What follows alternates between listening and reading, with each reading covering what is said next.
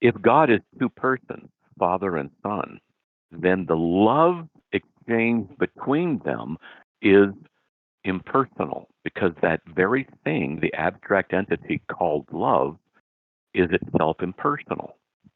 Well, that would then mean then that the nature of God is both personal and impersonal in the context of fellowship, where the persons of the same nature exist within each other, perichoresis, mutual indwelling, but yet what is exchanged is directly and totally impersonal. Well, that is problematic because it implies that there's a fundamental part of God's nature that is required in fellowship that itself is impersonal.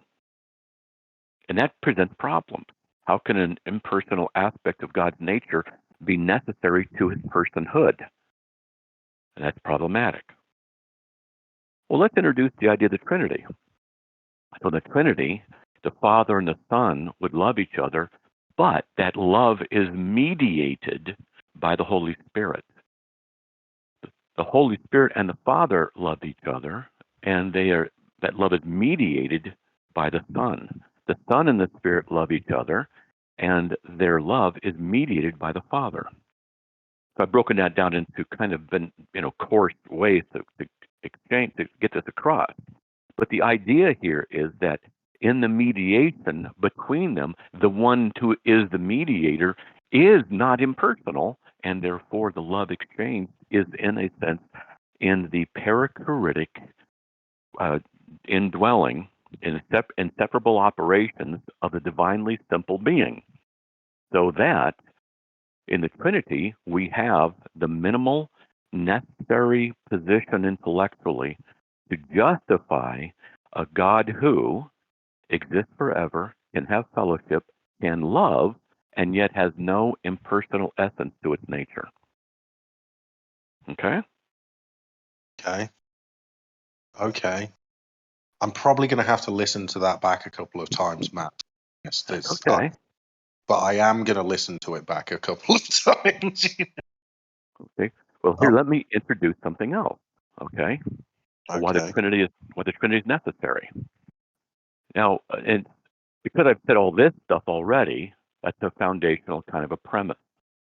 Now, all right. So here's a question. I'm going to sidestep, but it's a related question that's important. What is the ultimate nature of the universe? Now, that's a question that has been discussed for about 2,500 years. There's only basically two options. The ultimate nature of the universe is one thing.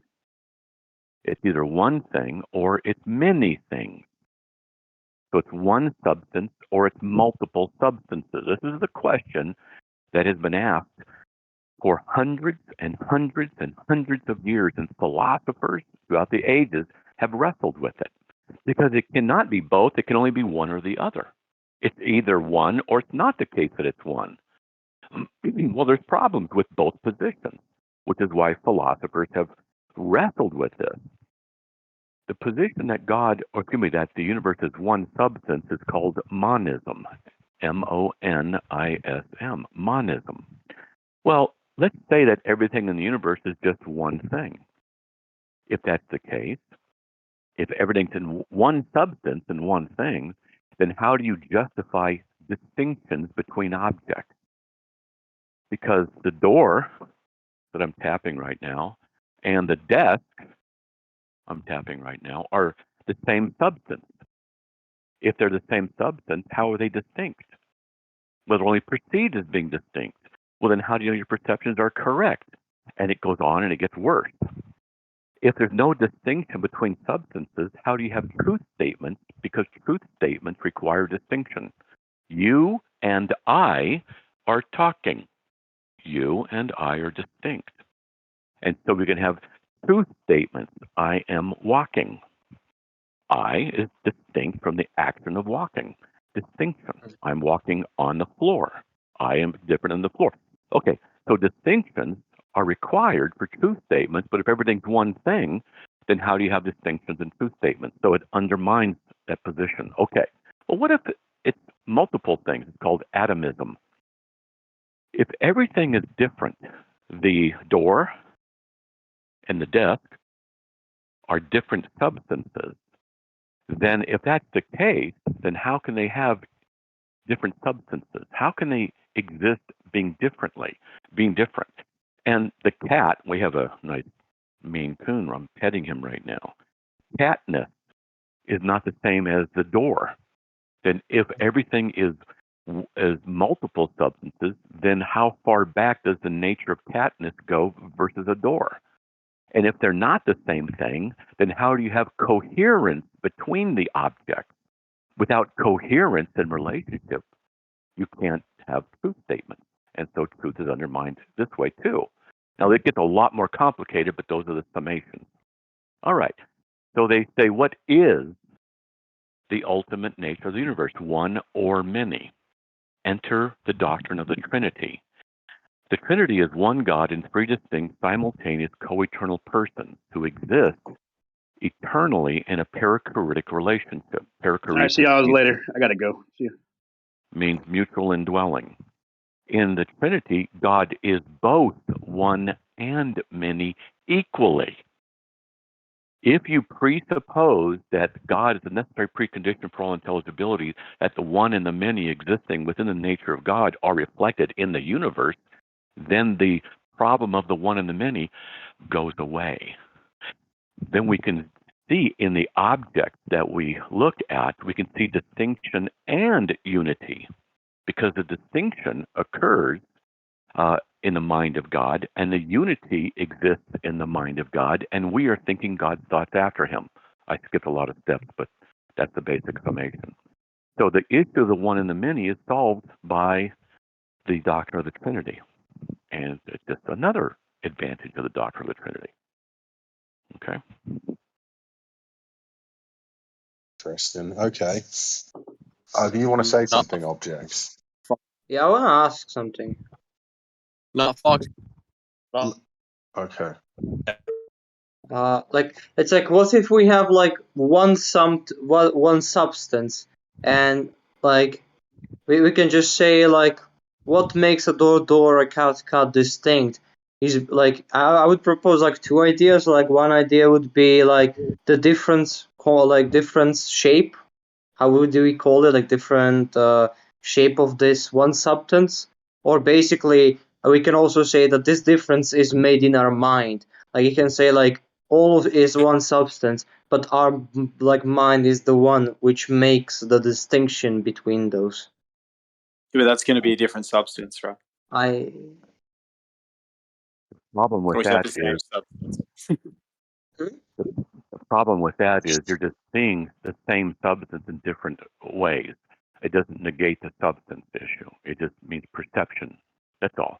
So the issue here is what is the ultimate nature of the universe, not is how is it perceived.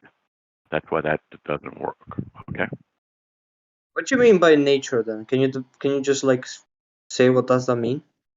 Sure. Nature of something, it's redundant to say it this way. It's its own ontos, its own essence. Everything Essence, has as in what it is. I'll wait till you're done talking.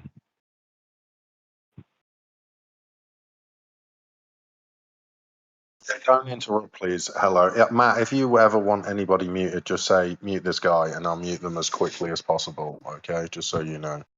Yeah. Maybe they don't know that I'm autistic, and I just like to finish the sentences without being interrupted. As I'm answering, someone continues to interrupt. It makes me wonder why they're asking if they're not Okay, listening. I'm sorry. Okay. All right. So the substance of something is what it is at its base and its nature, and the properties of that essence of what it is emanate, and we learn about the essence from the properties. Okay? Okay. Are you happy with that? Hello? Do you have any further questions? I'm good for now. Okay, super duper. I'm not sure if Objects Are Real wanted to ask a question, but I think he muted himself so that he would let Hello ask a question. Of the tree versus there are similarities. But what allows the diversity between a tree and a cat is form. It's essence, what it is. And that it makes these objects perceptible. It gives us contact with the thing in itself. Yeah. Now, not Fox, did you have... Oh, sorry. Go ahead, please. But that doesn't deal with the ontos. That just deals with perception. If the universe is all one thing, then cats and trees are all the same substance, just perceived differently. And so it doesn't answer the question.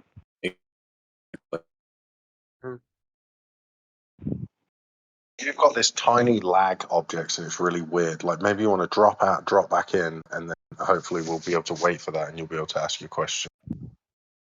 Yeah, I was just agreeing with Matt. He nailed it there. If it was just one thing, there would be no diversity there.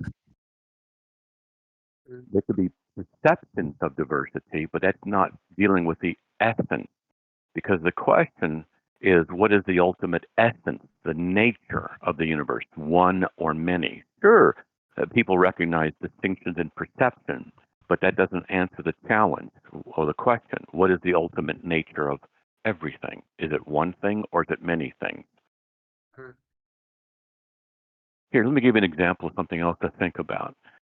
You're in a large room like a church, okay, and you're the only one in this church. There's 200 chairs, let's say 100 chairs. They're all identical chairs set up in rows, and you're sitting in one of them looking at all the chairs. You are sitting in a particular chair. That is a particular occurrence of that particular chair-ness. The particular chair you're sitting in or touching with your hand is a primary substance. The secondary substance is the chair-ness behind it all, the quality of chair-ness. So the chair that you're sitting in, if you were to take it outside and throw it into a fire and destroy it, chair-ness is not destroyed, just that particular manifestation of chair-ness. That's called a particular. All right, so the issue of the universe is, what is chair-ness? What is tree-ness? What is roundness? Now, this gets into what's called Platonic norms, and Platonic norms require universal mind. I'm going faster at this point. A universal mind that has to be one in many for universals in particular to be the necessary precondition for all intelligibility, blah, blah, blah. But at any rate, so these are just some of the terms and concepts. And this is why the Trinity is so helpful. And why, when you assume the Trinity, everything makes sense. Okay?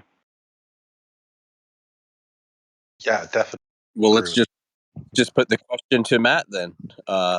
Matt, because of what you just presented, you gave some power and authentic.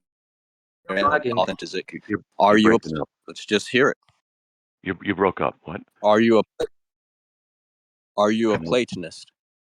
No, I'm a divine conceptualist, in that the Trinitarian mind is a necessary precondition for all abstractions and actualities.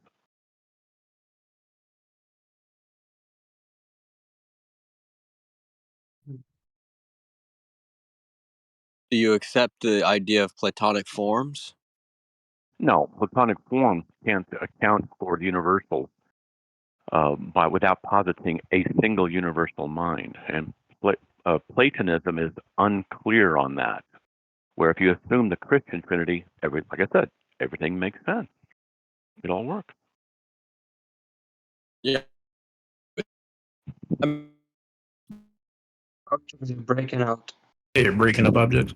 Hey, Matt, do you think Christ keeps his physical bodily form throughout eternity? Yes, he does. Yep, and I can explain why if you want to know. Oh, go ahead. Okay, you want me to? Yes? Yeah. All right. So, Jesus was baptized for a specific reason. He was baptized to fulfill all righteousness. To fulfill deals with the Old Testament requirements of entering into the priesthood. In Hebrews 6:20 and 7:25, Jesus is the high priest after the order of Melchizedek, who lives forever to make intercession for us. So the Bible says forever he's making intercession for us as a high priest.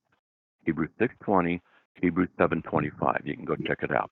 So the Bible says that. Okay, that means then that he has to be a man.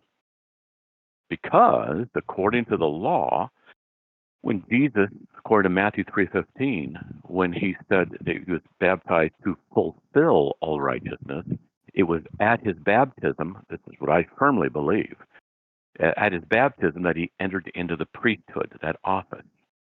In Leviticus 8, Numbers 4, Exodus 29 is where you find the scriptures that mandate what is necessary to enter into the priesthood.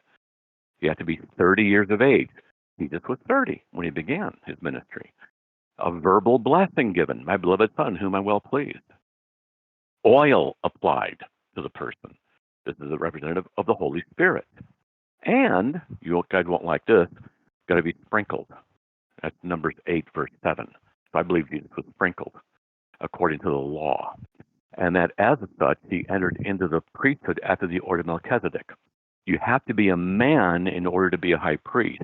If he's not a man right now, we don't have a high priest.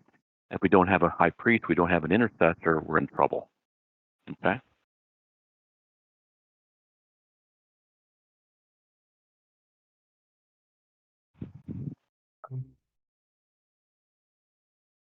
Okay. I hear you. What was the I just sprinkle part wanna- that you thought people wouldn't like? Yeah, that Jesus was sprinkled. I believe I believe Jesus was sprinkled, not immersed. That's my position. If you disagree, So- that's okay, but that's my position, that's all. So when this earth ends, right, and Christ is in heaven with the redeemed, you think he'll just remain with them and as like their king or something? Yeah, forever. Absolutely. Okay. Because you got to understand something. Now, here's another reason, logically, why he has to continue in his physical form. Because the nature of humanity is such that you can cut off arms and legs and a person's still human. Humanity is not restricted by the physical abilities or disabilities. But God has designed us to be humanity in a physical body. Now, we can be apart from that body, 2 Corinthians 12, 2 through 4. But at the resurrection, 1 Corinthians 15, 35 to 45, we'll be reunited with our physical resurrected bodies, and that's how we're going to be forever. Jesus is the same, okay? Now, assume from this position that the necessary quality of God's ultimate design is for us to be housed in resurrected bodies. That's what his ultimate goal is, because that's what he states in 1 Corinthians 15, 35 to 45. And Jesus is the firstborn, Colossians 1:15, from the dead. The first one to be raised from the dead in a glorified body, which he prophesied. I'm going to do all that. Okay. So this means then that we are going to follow in suit after Christ, and then the necessary condition of eternal dwelling is in a resurrected, glorified body. And Jesus has that same body. Well, not as mine, but it's glorified. And we will all follow after him. And we will forever be in our physical bodies. So will Jesus. Because he's the first fruit. He's the one who is like that for forever. Furthermore, Jesus, by definition, is the God-man. So the God-man, the divine and the human natures, are the necessary condition of the person of Christ. If either one of those was removed, Christ, Jesus, no longer has existence. So the humanity in union with the divinity is a necessary state for forever in order for Jesus to have existence. If one of those natures is removed, then Jesus ceases, because Jesus is by definition one person with two natures. If one of those natures is gone, then Jesus ceases, and we can't have that. He's our high priest. So he is forever in the union between the divine and the human, and since God has designed that we humans live in bodies, therefore Jesus has that too, and he forever will be like that. And, ladies and gentlemen, Right now in heaven on the throne of God is a man with wounds in his wrists, in his feet. His beard's been plucked, and he has a wound in his side forever. That's who he is. May I ask something? Sure. So when it comes to like Jesus's physical body, it's a question like if his body isn't necessary to exist, then did Jesus like, as in his physical body, always existed? His physical Like, because body, like he was born. his physical body did not always exist. The So Word, it came. Oh, sorry. I'm sorry. the second person of the Trinity became in union with the human, and that was the incarnation. From then on, the person of Jesus continues eternally. Okay?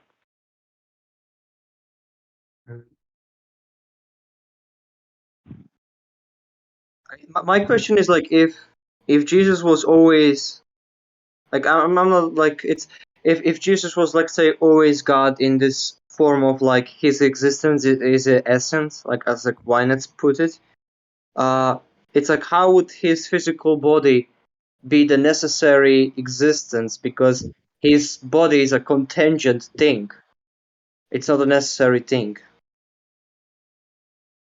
Yeah, his body is contingent. And God the Father is the one who sent the Son to be flesh. And God has told us through the scriptures that we are to have glorified bodies or forever.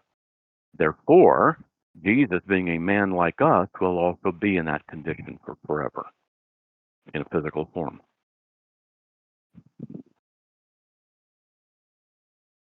So, follow-up question.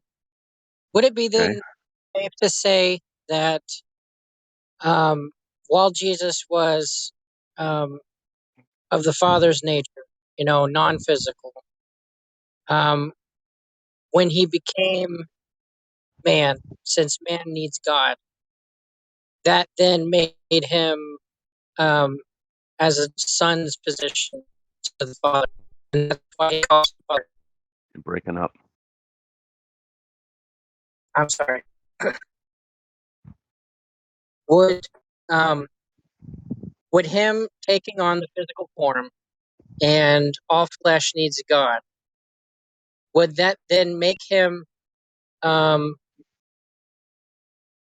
would that then make it necessary that he takes the position of a son and the still non-physical portion of the Father being his Father, because he is now made flesh?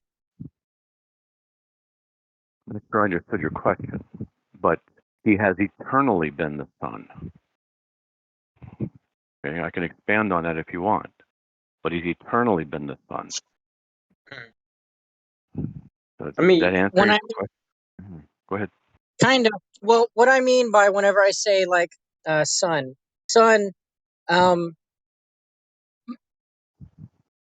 since he's always using parables as like, you know, the owner of a vineyard sends his son over to, retrieve the house from the workers who stole it from him, right?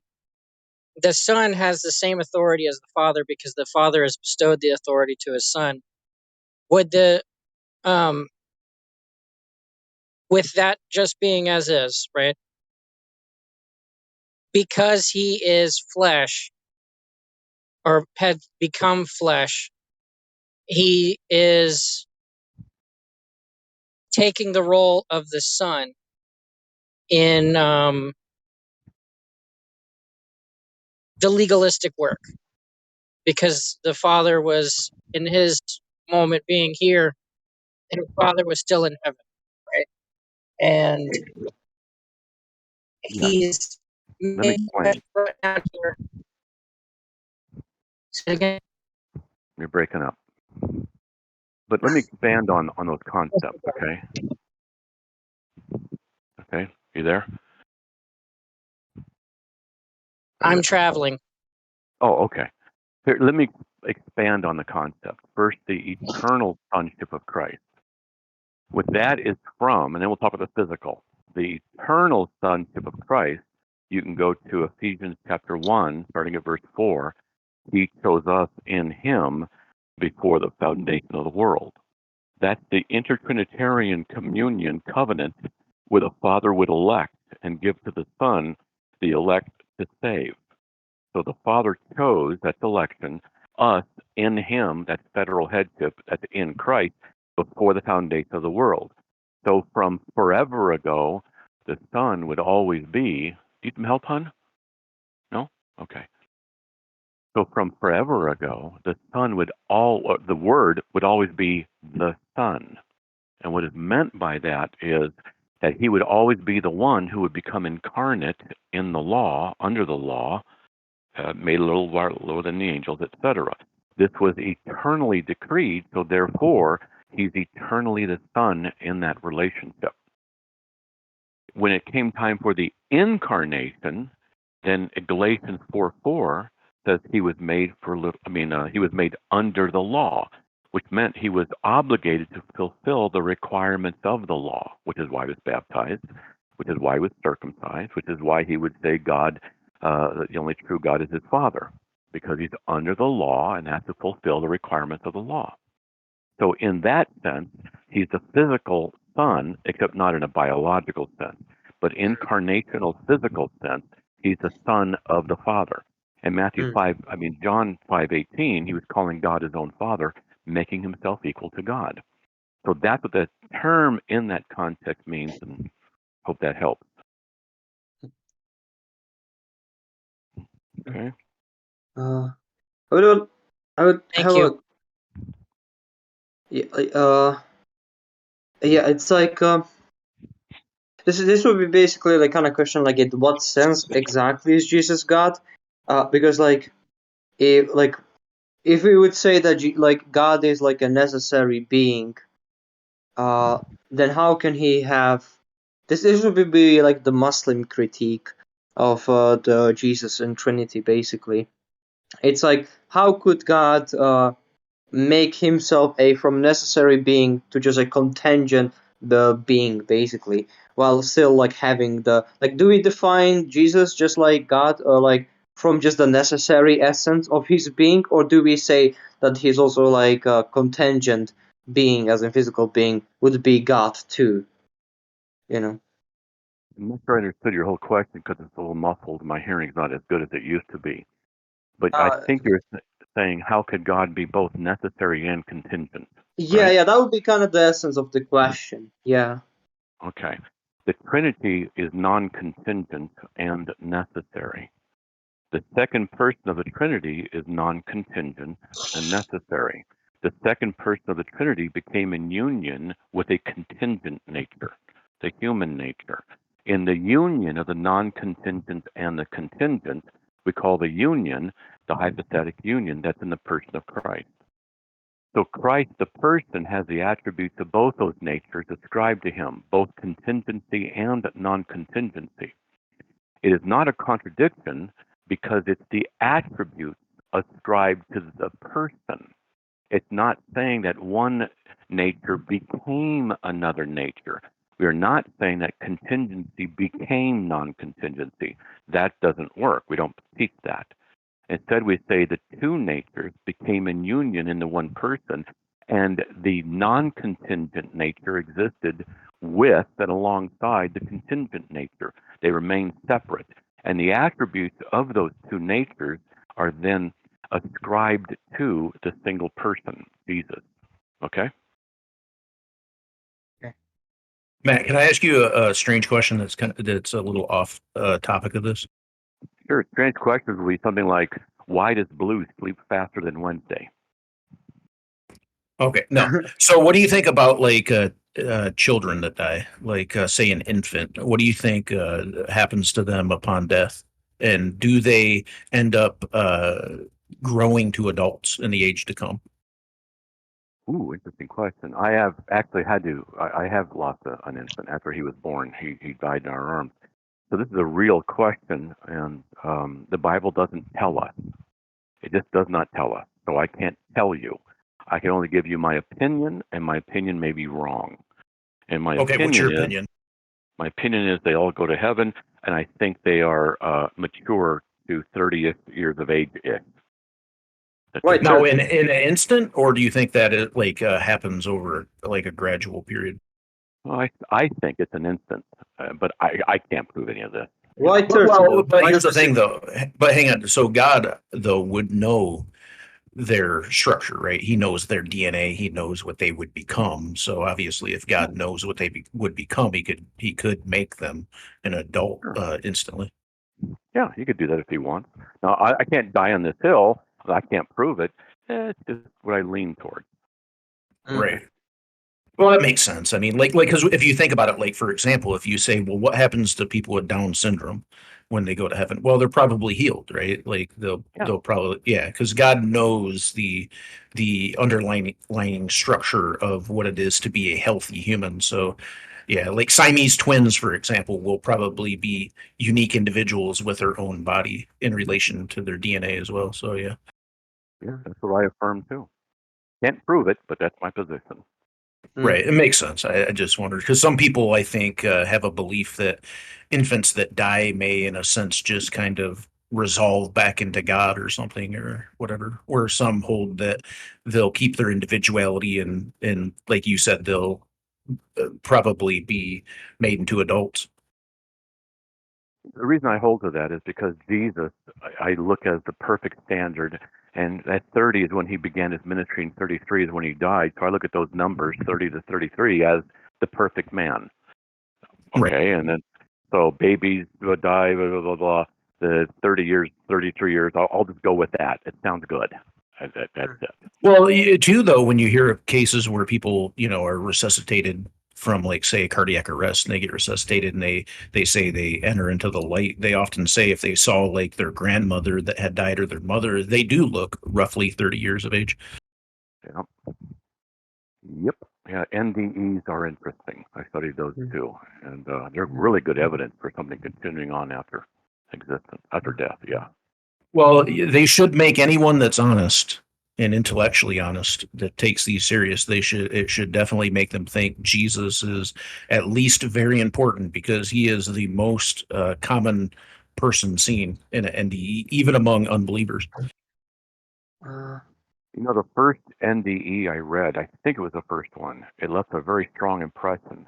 It was an ER doctor doing CPR on a guy who coded right there in the ER or whatever, doing it by, just pressing on his chest, get, 5 millimeters of this, blah, blah, blah, whatever they're doing. And the guy woke up, grabbed the doctor by the smock, and was screaming at him, "Don't let me die. I'm in flames. I'm in hell. Don't let me die." And the doctor was shocked and stopped doing CPR just for a few seconds and, continued, and the guy died. It's not good. Heck, a friend of mine who was what's it called when they do the thing for your kidneys? Dialysis, thank you. He was a dialysis tech. And he was telling me the story. He goes, "Man, there was this woman, she's sitting there in the chair. And, it takes like 3 or 4 hours and just sitting there. And she woke up and started screaming that there's fire. The walls are on fire. The walls. He's pointing at the wall, a few feet from her in front of her. And I just interrupted him. I said, "She died, didn't she?" He goes, "Yep. She died there." She wasn't, he doesn't know, but probably was not a believer. And you know who Voltaire was? Yeah. You ever heard of Voltaire?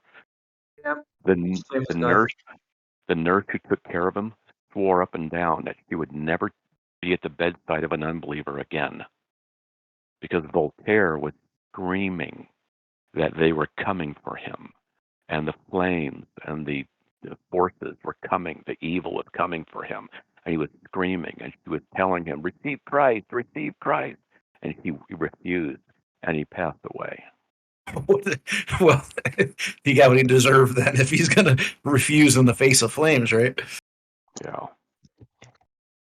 Yeah, I tell people eternity is a long time to be wrong. And it's amazing to me the arrogance of the atheists who say there is no God, or I don't see enough evidence. Those who say there is no God in their arrogance, they know enough to know. In all places, all circumstances, there is no God. Or they'll say there is no evidence for God. That's sufficient for me. In other words, my criteria, my judgments, that's what I will use to say whether God exists or not. And the Bible says God hides himself from the proud. That's pride. Right. I will decide. So when they die, they'll meet him. Yeah. Well, I think that's always what it comes down to with these atheists is like when you start talking to them and you say, listen, do you want to know if God is? Well, here's how you can know if God is. You have to humble yourself. You have to seek God diligently.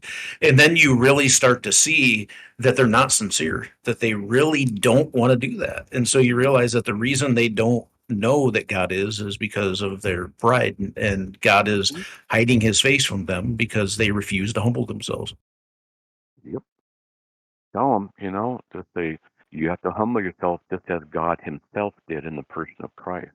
That's the standard of finding God, because Christ humbled himself so that he might reveal the Father to us. And if you're not going to humble yourself before him, then you're going to be without him.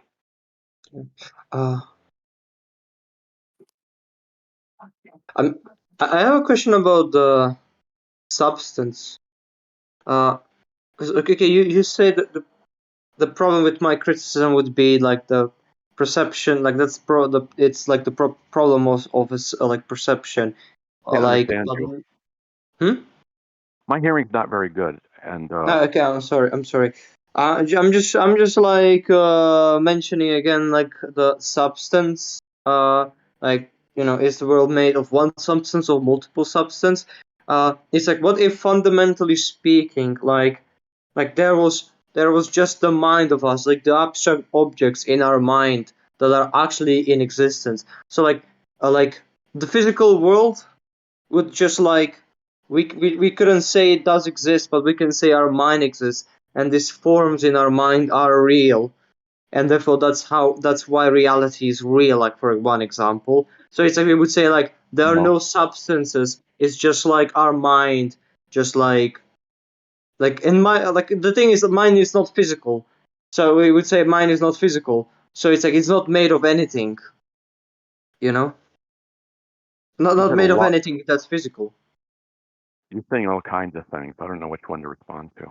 I think he wants to know what your view is. Is substance dualism a thing or no?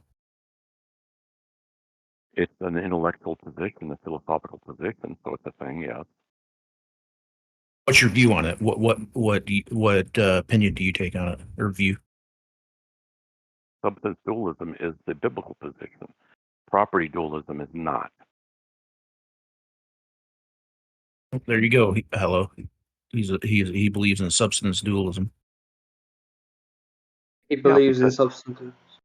Yeah, in 2 Corinthians 12, 2-4, Paul says, I know a man, whether in the body or out of the body, I do not know, but such a man was caught up to the third heaven. So what Paul is saying is that you can exist in the body or out of the body. That necessitates substance dualism. Okay? Yeah, but my question was like specifically on like the physical substances, like that. Like when you say substance, I mean like I don't know what exactly you're trying to refer to. I assume you're trying to refer to the physical aspect of the reality we live in. So what if the argument was proposed that the physical aspect of the world does not exist? It's just like the only thing that exists would be our mind, that we can know that exists. So it's like I understand you. like the shape of something, the redness of something, it would be just like attributes our mind describes. Now he's just talking about absolute idealism, that everything is ultimately mind, but Christians don't. I don't think they hold to that. Hello. I mean, I'm not saying I hold to that. I'm just like literally just responding to the argument itself, like a devil's advocate or something. I'm just like curious. Yeah. He's just here's the thing. So he's putting forth like mind only, right? Fundamentally mind only. Again, he knows of this, but he doesn't hold to that. Hello. As he said, he's a substance dualist. He believes that fundamentally we are not in essence the same as God. We are different. Yeah, I believe that too. I'm just and God allows us to partake in His divine nature. Yeah. Wow, Fair that's enough. actually the article I'm working on today. The partakers of divine nature, 2 Peter 1:4. Huh, what a coincidence. Hey, I actually quoted 2 Peter today as well. Oh, cool. What did you call that? Absolute mind? Like, what did you call? Why did Idealism. you say that is? Absolute idealism. Okay. Idealism. I just want to say hello to you, Matt Slick. I Oh. haven't seen you in forever. We debated on Modern Day Debate 3 times, Scholar Fiction. I just want to say hello to you, man. I haven't got a chance to talk to you in a while, and just want to say, hope you're doing well in your life and everything, man. Well, he's suffering, but what's your name? I'm in another room just walking around. What's your name? Scholar Fiction. Oh, okay. How you doing? Good, man. Yeah. Oh no! Good. It's good to see. Well, it's good to see. It's good to see you in the Discord and out here debating, still doing what you love doing, man. Yeah, I'm still doing it, and I turn 67 next month. Unfortunately, I'm slowing down, and I hate that, but that's just a fact of life. And I get in here every now and then, and also on You old fuck! Clubhouse. I get on Clubhouse and Facebook and radio, which I could do radio in a half hour. So whatever. Be intellectually strong, man. You're using that muscle brain over and over again. So it's good practice, man. I thought you were younger than that. I thought you was about 57. No, I'm older. Most people don't no, I look 10 years younger than what I am too. And then my wife says I act about 50 years younger than what I am. Yeah. Well, anyway, if you guys got another question or two, I'll hang for a few more, and then I got to go work on an article and get ready for the radio show and then stuff. So. Okay. Well, I have another question, but I always like to wait until everybody else has a turn before I ask a question. So. I have a question. Okay. Super. Go first. Do you remember if I ask? No worries. I can wait until next time or something necessary. What's your question? Go ahead. I don't care. Hi, Matt. Nice to meet you. Nice meeting you. Yeah. So I wanted to ask about what you were mentioning before about the hypostatic union. It's so overmodulated that it's hard for me to distinguish between the syllables, so I can't understand you very well. Sorry, is this better? I don't know. I doubt. Remember, I blew my ears out years ago. I have hearing aids and everything. So. Well, just ask the question, and if he doesn't understand it, I'll repeat it to him. Okay, so basically, my question was about the hypostatic union. So you mentioned about the person of Christ in the Trinity taking on two natures, and that he is fully contingent and fully non-contingent or necessary. Was that correct from what I heard you say before? Yes and no. He didn't take on two natures. The second person of the Trinity became in union with a human nature. Okay, so he took on the second nature, the human nature, and not the first one, the necessary. Right, he didn't take it because he already was that. He just became in union. I keep using the word union because that's the official position of hypothetic union. Okay. So he always had both of these natures. He did not always have those two natures. Jesus came into existence 2,000 years ago because Jesus, by definition, is the one person with two natures. That one person with two natures did not always exist. He was born in Bethlehem. Well, so then, when you were talking about it not being a contradiction because he didn't change, or it wasn't a state of going from necessary to contingent, but that he holds both of these attributes. Was that how you worded it? Yes, the divine nature did not cease being divine, and since one of the necessary aspects or essential quality or property of the divine nature is non-contingency, the divine nature of Christ is non-contingent. The human nature of Christ is contingent. So the non-contingent and the contingent are next to each other, let's just say. They're not intermixing. That would be Eutychianism. They don't blend into a new third thing. That would be monophysitism. But they're just sitting there next to each other, I'll use that word, in union in the one person of Christ. Okay? All right. So then that one person of Christ can be attributed as both contingent and non-contingent. No, we would say, we don't want to say the person is, because then what you're doing is offering a contradiction, that the person is this and that. Now that's a contradiction. We say that the attributes of both natures are ascribed to the single person. That's what we say. How is that not equivalent to saying that this person has both of these attributes? Because the way the attributes are accessed in the one person is not something we understand. All right?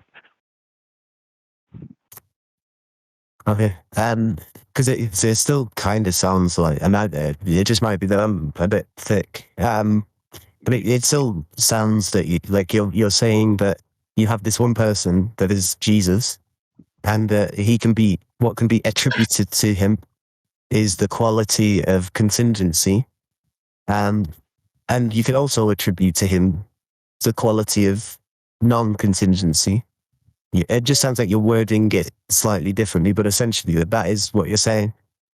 Yes, because when you say he has the quality of non-contingency, you're appealing to the divine nature. When you say contingency, you're appealing to the human nature, and you are affirming the hypostatic union in that. But then how is that not a contradiction in that case? Because the attributes of the two natures are still separate from each other. It's not a contradiction because they each retain their own identity. They don't mix, and they're not in contradiction to each other. And we don't know how the attributes of the person occurs. There's a mystery to it because we just don't know. That is it. So say if like we were to, if in terms of, obviously it's probably a cliche example to go to, but the married bachelor. So if I was to say that we could attribute married to, gentleman X, and then say we could also attribute the quality of him being a bachelor, wouldn't that essentially be the same thing as this? Why is that not? Because bachelor is not an extant nature with its own will, as is married. But these examples, they are descriptions of the same person, but they cannot be simultaneous, where the two natures of Christ can be simultaneous. And is that because when you mentioned will, then are you saying they have separate wills? That could you have a contingent will and a non-contingent will? We would say that each will, there are two wills. It's called dithelitism. That's a human will and a divine will, but they manifest and are perceived as one will in one person. What makes them distinct? Their natures. Okay, no problem. Thanks for answering my questions. Okay, because remember, in Christian theology, Jesus has two natures, a divine nature and a human nature, which abide, let's just say, next to each other, but in the one person of Christ simultaneously, but they remain distinct. And then attributes of both natures are claimed by Jesus. So he says, I am thirsty. He's claiming human nature. I will be with you always. He's claiming divine nature. We don't know how all of it works. And so to say, well, he has contingency and non-contingency, well, there's a sense in which the answer is yes, and another sense in which it's no. He has both in the sense that the attributes of two distinct natures are ascribed to him. But we don't want to say they're the same in that they're understood in the one person the same sense in the same way. And that's the problem you're having. You're not retaining the distinction and apparently looking for a contradiction when there isn't one. It's not that I'm looking for one. That was raised as a Christian. I just struggle with this concept with regards to What are you? What are you now? So I'm non-Christian. I'm Good. a monotheist, so I believe in one God. I just struggle with this concept of Trinitarianism, because although I guess I just have to. Is there a particular book you could recommend I read on what you've just said? Just so that because I work better with writing than I do with words sometimes. I'll speak. I don't have a book I'd recommend. This is just bits and pieces I've assembled and learned over decades, because I've been doing this since 1980. So you can go to Systematic Theologies and you can look at that, look at those. You can go to my website and look up the articles on the Trinity and the person of Christ. What's your website? CARM, CARM.org, CARM.org. Okay. And on the left is the menu, and you go down to the Christian doctrine section, or Christian theology, I think it is, and just open it up, and then you'll see a page, and I've written all the articles there. I've written like 4,500 articles, and so there you'll see the articles on the Trinity. One of the things I would recommend, if you're interested, is to look up the article "Examining the Trinity in Depth." Just type that in to the search engine there, and you'll find a statement on the Trinity. Okay. Examining the Trinity in depth. Yeah. Yeah. There's a 500-word, happens to be exactly 500-word statement describing the Trinity, and broken up into 5 subsections. And I taught on it an hour each, the Bible study here at the house I teach. How did you say it's called? I'm sorry, what? How did you say it's called? The webpage? Yeah, the web page. CARM.org, CARM.org. I think you meant the article. Yep. So. The largest apologetics website on the internet. Probably. I've been working on that. I think it is. Yeah, probably is. I've been working on the site for 28 years. So it's around. It's been around. And it's had 159 million visitors. Wow. Yeah. So is it the Christian Trinitarian God examined in depth? Yep, there you go. And you can check it out. It's one of my longer articles, and there's a lot of stuff in there that you wouldn't think might be there. Wills, permissive, prescriptive, culpability issues, efficient causation. There's a lot there. Check it out, you know. But if you're a Unitarian now, you have problems. Okay, there's problems with that position. What would those problems be? I got about 10 minutes at the most that I can spare before I have to get ready for the radio show. You have a forum as well on there, right? Yeah, we do actually. If you guys want, I mean, you know, you could. I only have here. Back up. On Mondays, I'm working on a doctorate program, which I'm probably going to quit here in the next few weeks, probably, because I'm just not interested. But I can only do normally it's an hour show, and on Mondays I do a half hour. Then I go do the doctorate stuff online. So just today be a half hour. But you can go to rumble.com/Matt Slick Live, all one word, and you can get in there and you can chat and type stuff in, and you know, people call in and ask questions, and they debate me too sometimes. Try to be polite and patient. That's all. You know, I try that. Do you have any? Sorry. That's okay. But here's one of the problems with Unitarianism: the idea of God being one person. Just a quick question. You know, I don't know which God you believe in. Does your God is he self-aware? I would think so. Okay. All right. So has he always existed? Yeah, it would be necessary. Okay. And so if he's always existed and he's self-aware, are his attributes, for example, love? Is he loving? Yeah, he would be. Okay. We'll just cut to the chase here. Who was he loving for forever? Yes, could he not be loving without having created yet? In the same way that is he the creator before having created? Creation is an emerging action of his nature. But if he is love, it's not an emerging action, it's part of his nature. So they're different categories. So if he's loving, it's because that's what's in his heart, it's in his nature. So who is he loving? Well, he wouldn't have to love anyone in particular. He could just have it as a potential attribute. And I don't see why that would work as distinct or separate from the attribute of being a creator, for example. I'd see them as the same thing. So then love is not part of his nature. That's a necessary aspect of his essence, right? Yeah, I'm not sure what that means, so. Well, love is other-centered. Jesus says, greater love has no man than this, but he lay his life down for his friend, right? Do you believe that? Say that again. Jesus says in John 15:13, greater love has no man than this, but he lay his life down for his friend.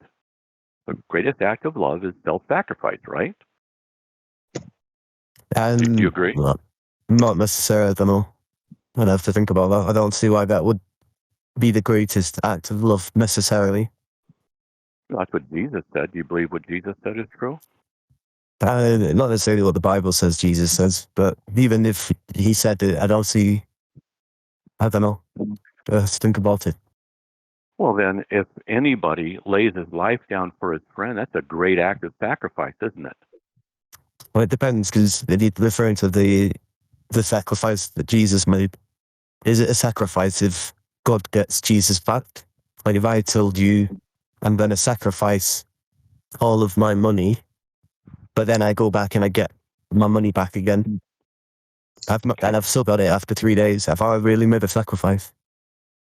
No, that's not the same thing, because death on the cross with nails in your wrist and slowly bleeding out on the wooden cross with your back ripped open by the cat of nine tails. And every time you want to take a breath, because your arms are extended to your left and right to such a degree that when they brought you up there, your wrist, actually wasn't the wrist area, it would be the elbows and the shoulders would rip out of joint. And that in order to breathe, because of that, you have to press on the nails in your feet for every breath.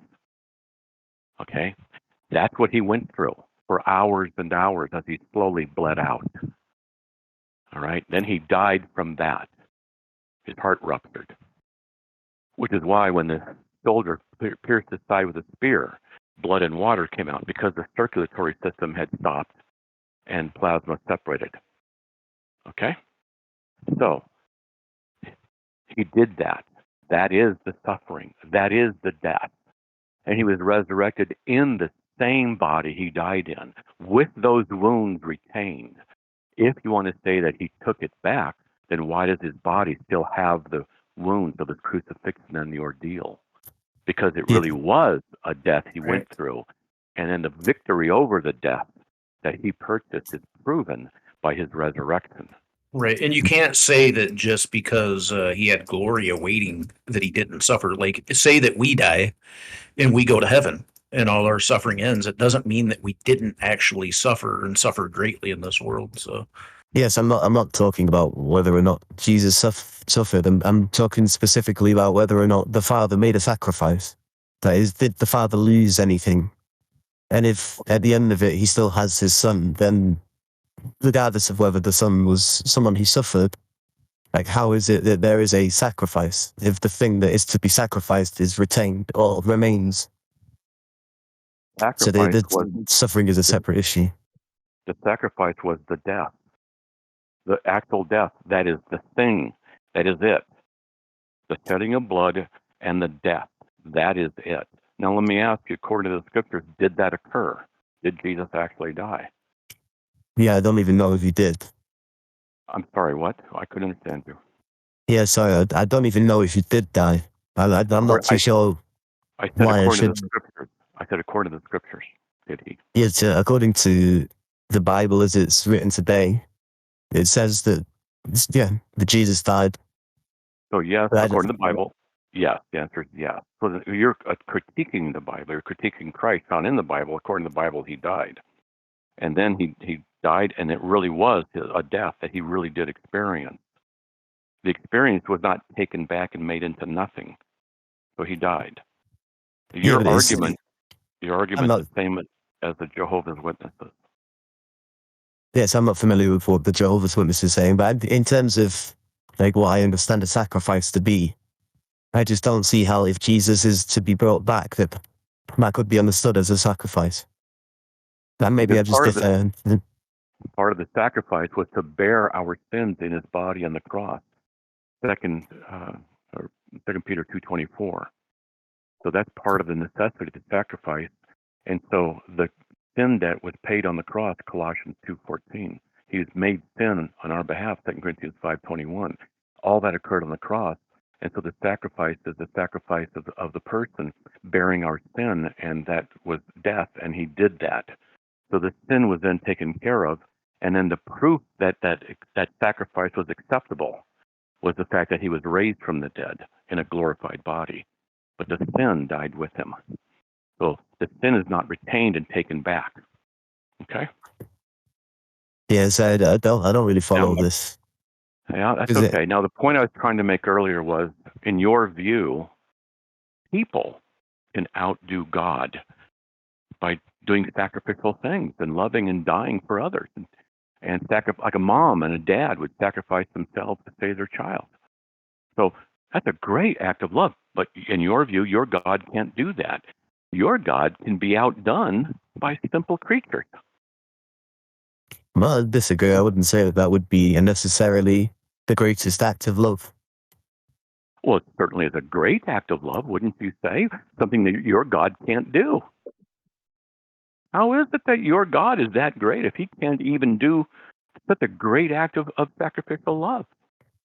Well, because he doesn't need to. He can do something greater, so he can give you paradise. Oh, and what universal standard do you have by which you say what is and is not great love and stuff? Are you making this up as you go?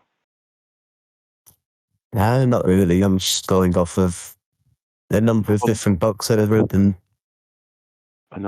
Different books. Okay. So you're making you're Sorry. making it up as you go. You're just making it up. That's all. And Jesus, God in flesh, died on the cross, rose from the dead, according to the eyewitnesses found in the scriptures. He declared this. The problem with your view is many.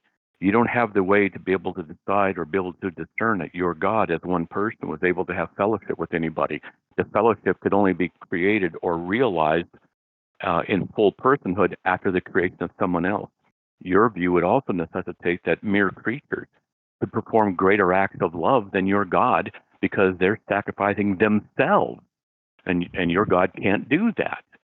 And what's your God thinking about from forever ago? Does he know everything? Is he thinking about anything? Can he just not make decisions? Because if he knows all things from eternity, how does he make decisions? How does he have interaction? Your God with one person has all kinds of problems that need to be examined in depth. You've opened quite a lot there. How long have you got left, did you say? Let me go check the clock. I gotta. It's 47, Matt. 10:47. Well, you're in America. At 10 till, and then I gotta go. I gotta do a sound check, get everything ready. You guys are welcome to listen in on the show too. You can go to rumble.com/MattSlick Live, and you can watch and listen and stuff like that if you want. Half hour today though on Mondays. Okay. Thanks. I'm going to pass the stick on to Not Fox, but thank you for your engagement with me and your patience. Sure, no problem. Take care. Yeah. What's it? I'll try and get my other devices so that gives an extra view to your channel and stuff while you show. Appreciate you coming here a lot, man. I appreciate you speaking about your takes on the Trinity and everything like that throughout today. So I really appreciate seeing you here, and we'll always be as welcoming as possible to you where possible. Well, I appreciate that. I truly do love to answer questions and by God's grace, try and equip Christians for better understanding of truth, of God's truth. Not that I have all the answers, but My question might be a little bit too complicated, really, for such a short period of time. So I don't know whether my question's right. If someone else has got a quick question before Matt goes. I think you say you've got like 5 or 10 minutes left or something? About a minute or so. I need to. A minute, okay, no worries. Yeah. What's it? We really appreciate you, Matt. I've got a question locked and loaded that's maybe a more long form question next time you come. Sure. And I think I've got to sign up to Rumble to be able to get into the chat, but I'll try my best to get on there and make it so that we've got an extra live. Yeah. I just remember my radio personality is a little bit different than here because I've been doing radio for 20 years. So, I could get a sound a little bit more interesting on the radio. So that's why. All right. So Yeah. you guys No, listen. Yeah. And if you do, say, hey, I was in Discord. Just type it in, so I can read it and go, cool. Hey, I can even say hi to you. One of my favorite things I did once, I was in a store and my voice is distinctive, right? And I'm talking to my wife and talking to somebody. And this guy goes, are you Matt Click on the radio? I go, yeah. And we get talking. And he said his kids love my show. I'm like, you're kidding. How old are they? Like 12, 13, 14. I said, you're kidding. And they like what I say. He goes, yeah, we always listen to it. I said, okay, I got an idea. And I said, I want you to email me their response. So they're going to be, because he was telling me how every day he picked them up from school and stuff like that. And they listened to me on the way home. And I said, okay. I said, how about this? You have the radio on like normal, and I'll just say, hey, and what are their 3 names? And I'll just say their 3 names over the air. Hey, nice, met your dad. You guys are great and everything, just do that, right? I said, and then just email me their response. And so the next day, I did that exact thing. And I get this email. It was awesome. He said they're just driving along, and all of a sudden, 5 minutes into the show, oh, by the way, I want to say hi to, and these kids all froze in the car, staring at each other, staring at the dad, back at each other, and then they started yelling, yeah! So it was fun. It was fun, I love that kind of stuff. Anyway, no big deal. Just a good story, Yeah, that sounds really cool, man. It was fun. Yeah, hopefully one day I'll be as knowledgeable as you. I'm working really hard. I think you know that I have been for a while, and I appreciate all the hard work you do as well, man. I can tell you how to be. I can tell you how to be as knowledgeable. It's easy. You just have to be mentally disturbed. You have to be anal retentive, and you have to be obsessive. But other than that, once you get that, you'll be fine. You can do it. Yeah. Well, I think we've got all of those things in common. So that helps. Then you're on your way. You're gonna make it. For you. Yeah, and I really appreciate everybody else in the chat that comes and helps the Theist experience be what it is, so that we can get guests like me. So thank you very much to everybody for participating in the chat. Sure, I enjoy it. Oh, by God's grace. All right. Well, cool. Okay. Nobody else?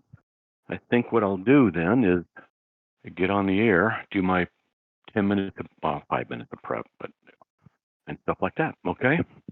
Okay. Well, like I said, we really appreciate you, and hopefully you'll be back soon. And I've got a question locked and loaded in the barrel, ready for when you get back in the future. Okay, and I'll try and get this my other device on there so that I can listen to it back. So yeah, appreciate it. Thank you very much. All right. Well, God bless you guys. Okay. God bless. Have a good day. Goodbye.